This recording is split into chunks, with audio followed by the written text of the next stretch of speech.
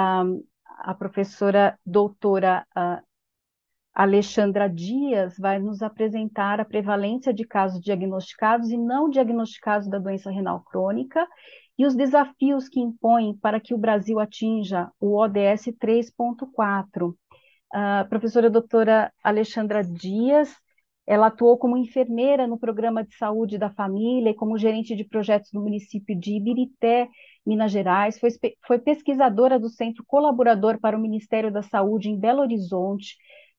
Ela é colaboradora do Departamento de Educação da Sociedade Brasileira de Diabetes. Atualmente é professora adjunta do Departamento de Enfermagem Materna, Infantil e Saúde Pública da Escola de Enfermagem da UFMG e docente permanente do programa de pós-graduação da mesma instituição.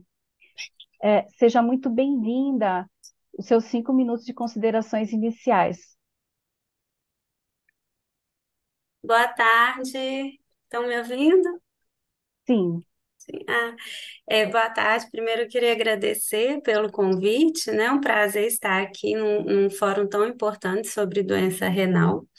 E eu vou falar então sobre prevalência de casos diagnosticados e não diagnosticados da doença renal e os desafios, né? Para que o Brasil atinja o ODS 3.4.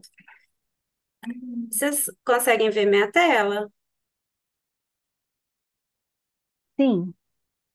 Eu estou Só com não está dificuldade. a apresentação. Isso, sim, Agora deu certo? sim. Então, no mundo, hoje, aproximadamente, a gente tem 10% de prevalência, de pessoas com doença renal crônica, o que equivale a cerca de 850 milhões de pessoas vivendo com doença renal no mundo. Essas estimativas variam bastante entre os países e dentro dos países também, devido às diferenças nas medidas e características sociodemográficas. Isso gera um alto impacto socioeconômico. A gente tem teve no Brasil em 2022 mais de 150 mil pessoas em diálise, né? E esse número ele tem tido uma ascensão muito grande nos últimos anos. E a gente tem também, de acordo com esse mapa aqui do estudo GBD, que mostra um aumento na mortalidade pela doença também, na maioria dos países do mundo ao longo dos últimos anos. Em relação à prevalência de autorrelato de doença renal crônica no Brasil, segundo a Pesquisa Nacional de Saúde, nós temos que 1,4% das pessoas referiram diagnóstico de doença renal crônica em 2013 e 2019, tendo uma estabilidade na prevalência nesses dois inquéritos. E essa prevalência foi maior nas pessoas com menor escolaridade e menor renda.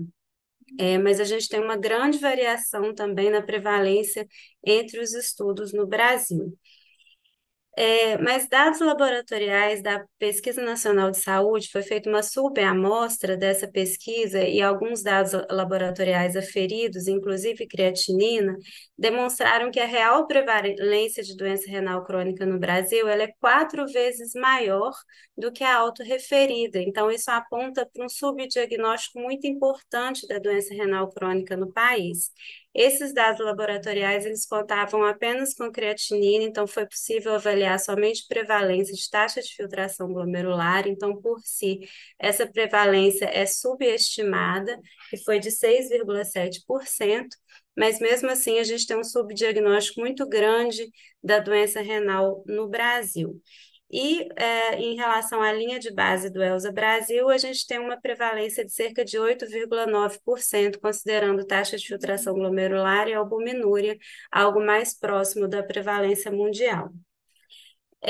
Então, a gente aponta para a importância da atenção primária à saúde, no cuidado integral e na prevenção da doença, considerando os fatores de risco principais, como diabetes, hipertensão, tabagismo, e obesidade. E eu chamo a atenção aqui para o papel da obesidade na doença renal crônica, porque a obesidade por si também tem um aumento relevante na prevalência nos últimos anos. Em 2023, segundo o Vigitel, a gente teve uma prevalência de 24,3% no Brasil, e as pessoas obesas, elas apresentam um risco 2 vezes maior de ter doença renal em comparação às pessoas não obesas. Segundo o estudo do ELSA, indivíduos com obesidade, circunferência da cintura elevada, razão cintura quadril elevada e cintura estatura elevadas têm mais chance de albuminúria em relação àqueles indivíduos que não têm essas medidas alteradas, independentemente de outros fatores de risco para a doença renal.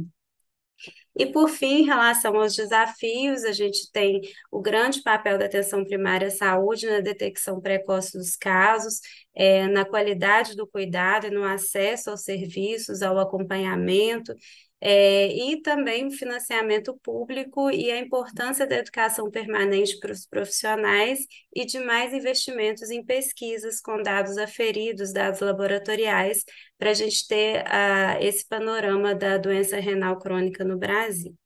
Muito obrigada.